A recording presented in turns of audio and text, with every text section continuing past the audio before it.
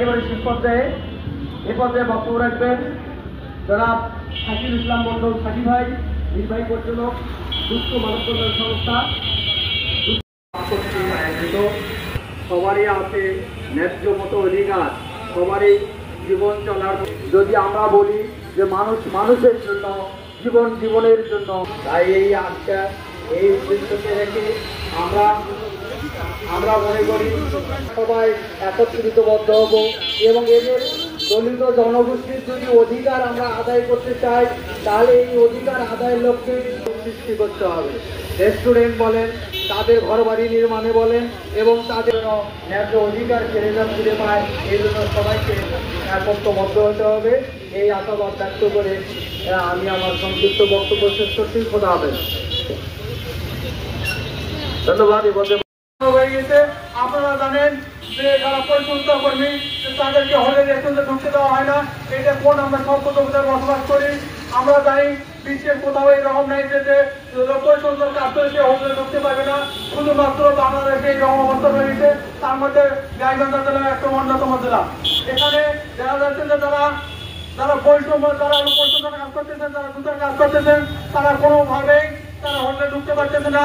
এখান থেকে আমাদের আহ্বান থাকবে, আপনারা সুশীল সমাজ বিভিন্ন এনজিওর প্রতিনিধিদের আহ্বান থাকবে, আপনারা এই দুর্বার আন্দোলন গড়ে তুলবেন যাতে এই জনগোষ্ঠীর লোকেরা তাদের ন্যায্য অধিকার ফিরে পায় এবং তাদের হোটেলের পরিবেশের অধিকার ফিরে পায় এবং তাদের যে পেশা আছে পরিচ্ছন্ন পেশা নিয়োগের ক্ষেত্রে 80% যে কোটা দেওয়ার কথা সেখানে 80% বাস্তব করা হয়েছে না। অমুসলিম অহরিজনেরা বিভিন্ন পরিচ্ছন্ন কর্মের নিয়োগ পাচ্ছেন, তাদেরকে 80% কোটায় নিয়োগ দিতে হবে এবং যারা পৌরসভায় পরিচ্ছন্নতা কাজ করছেন তাদেরকে বেতন বাড়াতে হবে এবং নিয়োগের ক্ষেত্রে তাদেরকে 80% মূল্যায়ন করতে হবে এবং হরিজন সম্প্রদায়ের জন্য বলে রাখতে আমরা বুঝতে পারি না। কিছুক্ষণ আগে এখন বললো যে তারা বিভিন্নভাবে আমাদেরকে সহযোগিতা করছে। তারা যদি না থাকতো তাদের আমরা অনেক ক্ষেত্রে আমরা বঞ্চিত হতাম। আসলে একে অন্যের জন্য বেঁচে থাকে মানুষ নিজের জন্য বাঁচে না। আমরা এই জন্যে আমরা চাবো তাদের যে অধিকারগুলো আমরা শুধু মানববন্ধন না বাস্তবে যেন বাস্তবায়িত করতে পারি, সেই কাজটা আমাদের লক্ষ্য রাখতে হবে। সবাইকে ধন্যবাদ। আমরা যে উদ্দেশ্যে আজকে এখানে একত্রিত হয়েছি, গাইবান্ধা সিএসও হাবের পক্ষ থেকে আজকে আমাদের এই আয়োজন। আমরা একটা কথা জানাতে চাই, আমাদের এই দুনিয়ায় সুবিধা বঞ্চিত অসহায় যার যে অধিকার আছে এই অধিকারটা সবাইকে অধিকার হিসেবে পালনের সুযোগ দিতে হবে।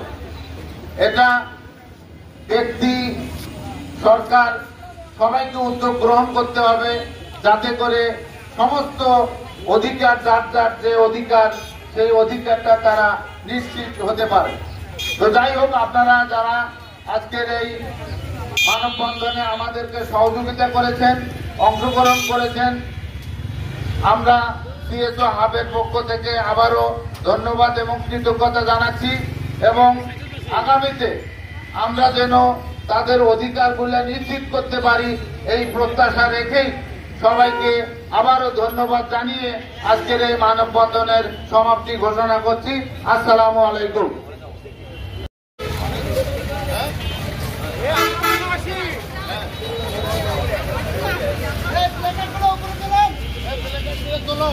আমরা কিন্তু আসি।